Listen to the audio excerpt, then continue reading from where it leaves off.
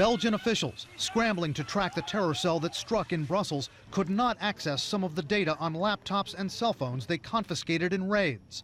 Tonight, they're getting crucial help from the FBI. U.S. officials telling CNN computers, hard drives, cell phones of Brussels suspects are being combed through for clues by the Bureau. Think of the phone or the computer as sort of a memory card, right? And so it's going to link investigators to everyone they were in contact with. What websites were they looking at? How were they devising their plan? The Wall Street Journal reports a laptop computer seized in Brussels led investigators to a nephew of the two brothers who blew themselves up in the suicide attacks last week. The Journal reports officials found traces of explosives in the nephew's hair and clothing.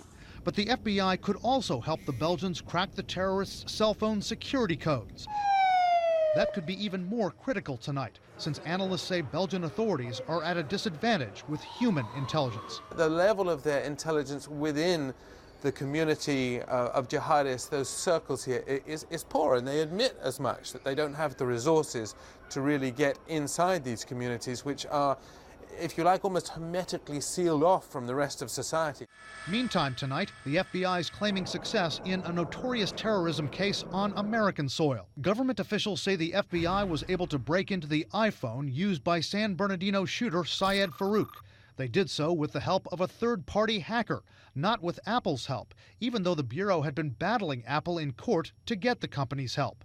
Law enforcement officials are not saying what they found on Farouk's phone. Apple wants to know how the phone was breached, and privacy advocates say the FBI should tell the company. The government is also gambling that no one else will independently discover this information and use it to attack Apple's customers. I personally feel like the government should report this information. Cybersecurity is more important than the FBI surveillance capabilities.